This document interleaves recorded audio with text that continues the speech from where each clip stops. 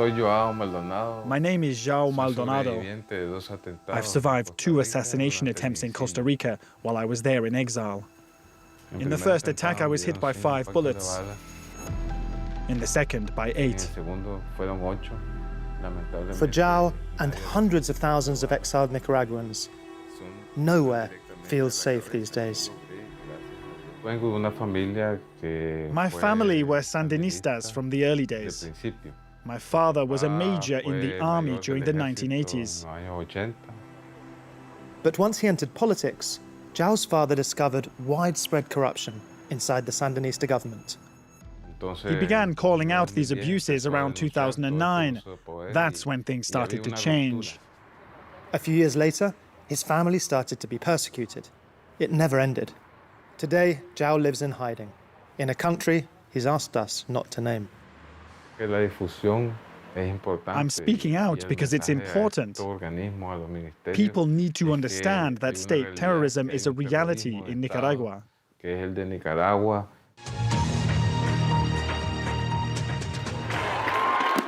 Nicaragua, the dictatorship the world forgot. Ruled by Daniel Ortega, once a hero of Nicaragua's 1979 Sandinista revolution, and his wife, Rosario Murillo, now officially his co-president. El pueblo heroico y victorioso de nuestra Nicaragua, bendita, siempre sagrada y siempre libre. At these rallies, Sandinista leaders wheel out a familiar theme, their arch-enemy, the United States. Tenemos paz. Eso no significa que el enemigo descansa. El enemigo siempre está conspirando. Inside Nicaragua, there are now hardly any political opponents, no activists, and no independent media. Foreign journalists are barred from entering the country.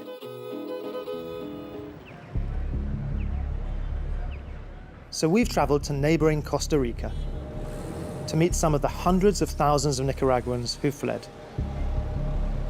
Alicia and Miguel are journalists. They arrived here in 2022. The footage from inside Nicaragua is scarce. What emerges comes mainly from official channels. July the 19th is the most important day of the year for Sandinista commemorations. It's the anniversary of the revolution. When they lived in Nicaragua, Alicia and Miguel could cover these events. Now in exile, they can only watch from afar. Everything is so tightly controlled now, seat by seat. You only get in if your name is on an approved list. Alongside footage of official events, influencers have now also joined the scene.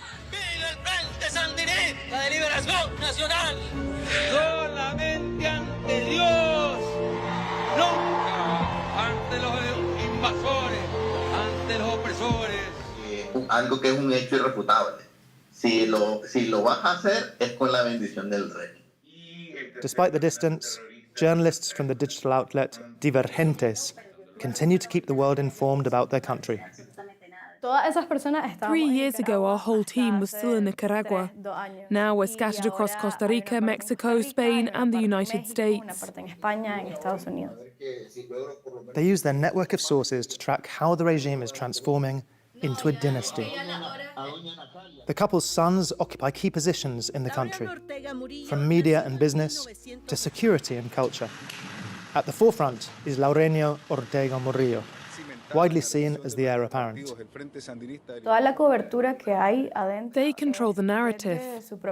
Their children run several major media outlets. And when we try to expose anything, gathering evidence is incredibly difficult. Families tell us there are disappearances, but they insist it remains secret because they're frightened.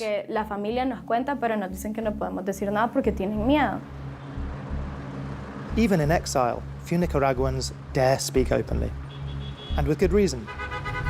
In June 2025, Roberto Samcam was assassinated at his home in San Jose, the Costa Rican capital. A former Sandinista and high-ranking army officer, Samcam had been forced to flee. Widely regarded as a protector of exiles, his killing sent shockwaves throughout the community. This LGBT activist organizes gatherings for the Nicaraguan diaspora in Costa Rica. but now feels she must keep a low profile. It was a major blow. Sam Cam was a security expert.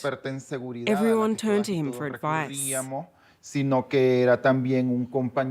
But for many of us, he was also a close friend. And it was more proof of what we already knew, that the Ortega Murillo dictatorship operates a network of surveillance and informants here.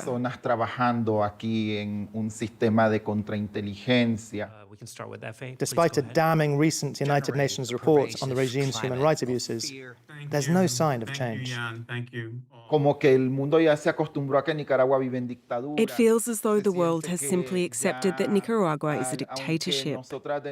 Even though we tirelessly denounce what's happening, some countries still insist that dialogue is the way forward. Today, more than 500,000 Nicaraguans live in Costa Rica. Their community events have become more discreet, but they're still bound together by nostalgia, food, and folklore. We safeguard Nicaragua's cultural identity. I never imagined, it really never crossed my mind, that I would one day have to leave my homeland. But we dream, we hold on to the hope that one day we'll be able to return to our country. Carlos Eddy fought alongside the Sandinistas during the Civil War in the 1980s. But in 2018, at the small radio station where he worked, everything fell to pieces. I received threats from the police commissioner. He told me, "You're on the list of criminals we're going to lock up." That's what they called us. Today, Eddy makes and sells jars of pickled vegetables. He hopes for better days ahead. We watch the Ortega Murillo family line their pockets. We've become deeply disillusioned, especially from those we once trusted and saw as the torchbearers of a brighter future. His 3 children are also in exile after taking part in the protests 7 years ago. 2018, a painful turning point for Nicaraguans. Peaceful protests against new laws were met with deadly force. We reported on the 3-month uprising that followed. Whole cities were taken over by demonstrators. A new generation convinced that change was finally within reach. But they were met with harsher repression than ever. Thousands were imprisoned and tortured. More than 300 people were killed. Hope for internal change died too. I remember everything. The euphoria, the energy, but also the fear. Ellison was 17 in 2018. He lived through that wave of rebellion, convinced he was witnessing the final days of an out-of-touch regime. I remember we laughed because Ortega's portrait appeared on the first page of our philosophy textbook. We used to say, "Since when was he a philosopher?" He went on to study communications for 3 years until he learned he was about to be arrested. He then fled to Costa Rica, joining the roughly 20,000 Nicaraguan students forced to restart their studies from scratch. The Nicaraguan government has erased our grades in our entire academic past. Any student who took part in the 2018 protests simply no longer exists in the official records. My mother called the university, and they told her I'd never studied there. But I spent years at that school, working hard to afford my education. Universities were forced to obey the government's orders. Those that didn't have since been shut. A former government official still inside Nicaragua agreed to speak. He says that almost no one really supports the regime anymore, not even within its upper ranks. Many officials have had family members killed, disappeared, or injured during the repression. They're only there because they need the paycheck. A regime whose grip on power rests on the terror it can inflict. I have to be extremely careful. and keep my distance from them. It's happened far too often here. Someone says a bit too much, and a few days later, their son is found dead on a street corner. The police don't investigate. The case is just closed. In February 2025, 30,000 new so-called volunteer police officers, all wearing balaclavas, were sworn in. Many had been recruited under pressure.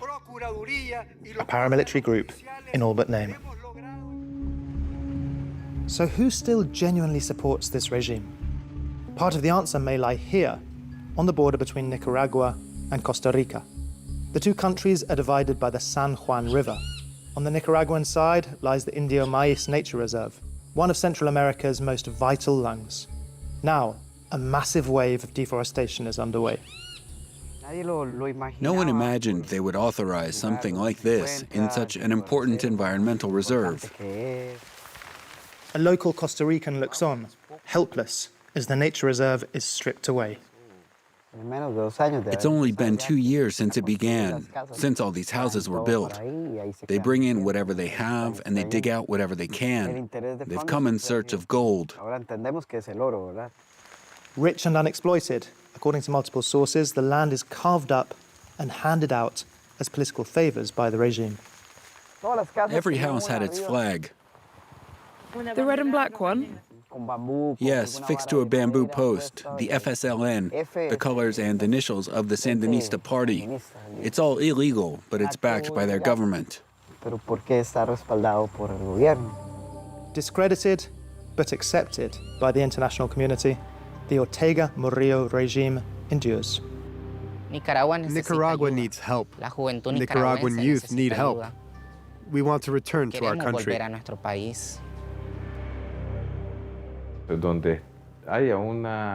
Wherever there is a Nicaraguan embassy, political exiles are in real danger.